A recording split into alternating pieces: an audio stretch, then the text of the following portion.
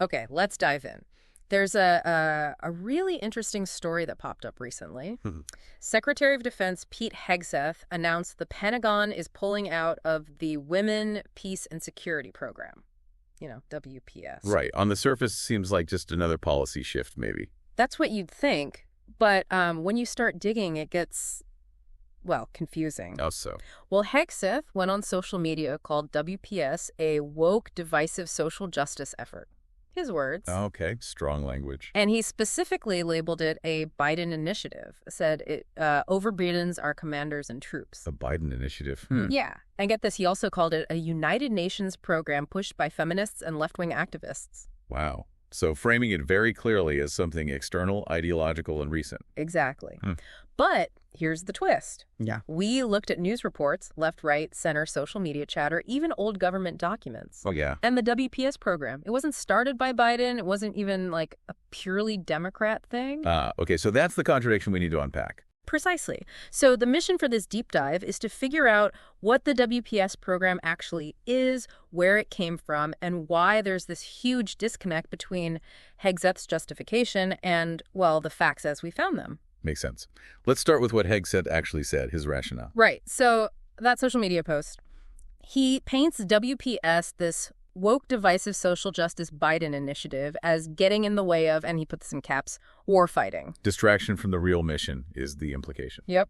And by calling it a UN program pushed by activists, he implies, it's something forced on the military, not something they actually want or need. Okay. And he promised to do only the bare minimum required by law for now, and then fight to kill its funding completely in the next budget cycle. So a very clear statement of intent.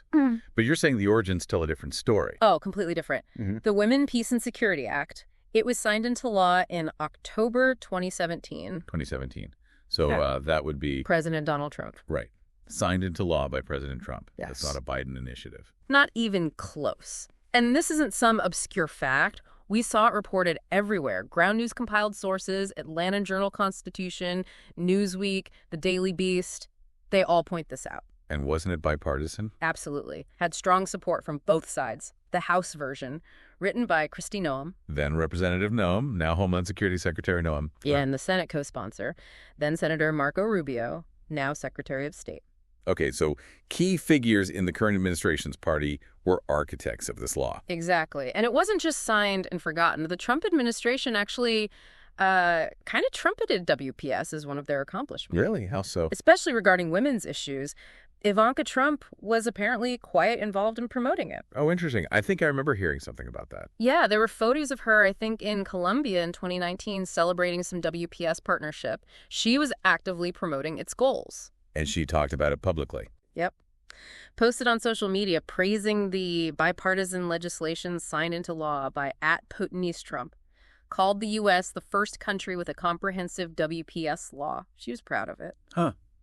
So direct praise from within the Trump family and administration. And it goes deeper. We found the official strategy document, United States Strategy on Women, Peace, and Security, from the Trump White House archives, June 2019. Okay, what did that say? The very first line talks about the Trump administration's commitment to advancing women's equality and their role in peace building. It's spelled out in their own strategy document. So they didn't just sign the law, they developed a whole strategy around it. Seems so.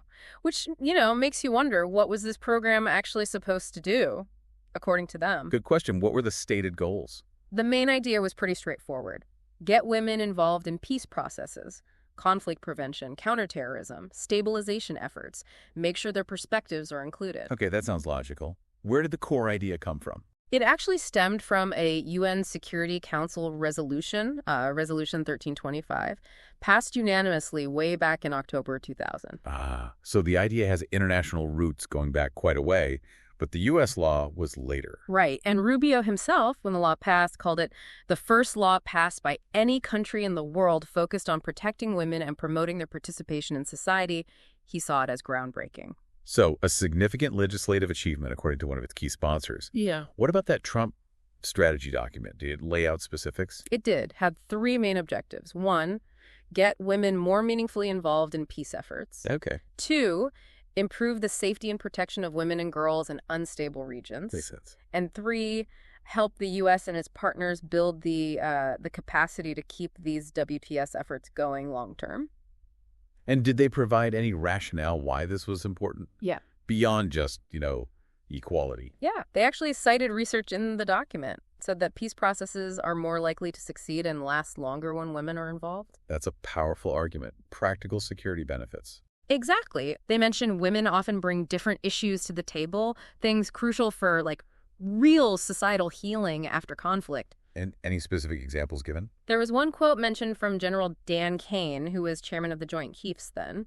He talked about how female soldiers could connect with local women and kids after attacks, understand the human terrain in ways male soldiers sometimes couldn't. So, real-world operational value being cited by military leadership at the time. Right. Which brings us back to the present. Given all that background. Yeah, given that history and the stated goals, Hegseth's decision suddenly looks very different. And it's definitely drawn criticism. I imagine so. From who? Well, Democratic Senator Jean Shaheen, for one. She called Hegseth's move dangerous and said it showed a deep lack of understanding. Strong words. She was worried the program was being tossed aside just because the word women is in the title. Any other reactions? Some other Senate Democrats have apparently questioned Hegseth's judgment and qualifications, pointing to other recent issues he's had with the sensitive information. Okay, so political pushback. What about elsewhere? We saw some online discussions, on Reddit threads about this. A lot of confusion, people pointing out the Trump connection immediately. So the contradiction wasn't lost on the public? Not at all. Lots of comments basically saying, wait, didn't Trump sign this? And questioning Hegseth's authority to just scrap it. Mostly disbelief, really. It really highlights that central puzzle, doesn't it? Why frame a program with bipartisan Trump-era roots this way? It does, and it maybe helps to look even further back, at the whole history of women in the U.S. military, because this idea of women in security roles, it's not new, not at all. That's a really important point. It provides context for why something like WPS might have seemed logical in the first place. Exactly. Go back to the Revolutionary War. You had women like Margaret Corbin, Deborah Sampson. Some even disguised themselves to fight. Plus, countless others providing support. Essential support. Right. Cooking, nursing, supplies, keeping the army going. Then the Civil War. Thousands served as nurses. Think Clara Barton, Dorothea Dix. Huge impact. And again, some women fought disguised as men. A growing, if often unofficial, role. World War I was a big step. First time women could officially serve, even if not in combat. Navy yeomanettes, Army hello girls handling communications near the front. Vital roles freeing up men. Then World War II. Huge expansion. Every branch enlisted women. WASCs, WOCS, Waves, SPARs, Marines. Taking on tons of non-combat jobs. And nurses right there near the action, facing danger. Absolutely. They faced discrimination, sure, but their contribution was undeniable. It became seen as really essential. And that led to permanent status after the war, right? Yep. The Women's Armed Services Integration Act in 1948. So during the Korean War, women were officially permanent members, though still with limits. But roles expanded: MPs, engineers, plus the MASH nurses, of course. Iconic image there. Definitely. Fast forward to Vietnam, even more roles opened up. Air traffic control, intelligence. And crucially, promotions to general ranks opened up. Women could command men by 72. Pregnant women could stay in service. Big changes. So a steady progression. Right through the 80s, 90s, today, it stopped being about just firsts and more about the sheer number of women serving and contributing everywhere. The combat ban finally fell completely in 2013, 2015. Opening up practically everything. Yeah. Now you have women graduating Ranger School, serving in infantry, special forces. They're about, 16% of the force now? Integral? Yeah. So this long history shows women's involvement isn't some woke trend. It's been a 2-century evolution. Exactly. And the WPS Act, with its bipartisan backing under Trump, seemed like a logical next step in recognizing that reality on a strategic global level. Which brings us right back to the core question, the really puzzling part. Why? Why take this program, championed by the last administration, rooted in all this history and strategic thinking, and suddenly label it woke and blame it on the current opposition party? It's a head-scratcher, for sure.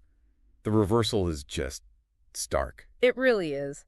The disconnect between the history we just walked through and the justification given now, it's jarring. And it makes you wonder, what does this decision signal about how national security is being viewed now?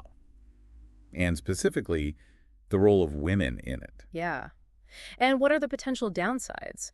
What happens when you dismantle something designed to bring more diverse views into peace and security work? Especially considering that long, long history of women fighting for and earning their place in exactly those arenas. Definitely something to think about. Maybe the next step is looking into those specific legal requirements Hegseth mentioned, the ones he plans to minimize. Or digging deeper into this whole debate around wokeness in the military. Where does that come from and how is it being applied? Yeah. Lots to potentially explore there. Definitely leaves you with some things to chew on after digging into the sources.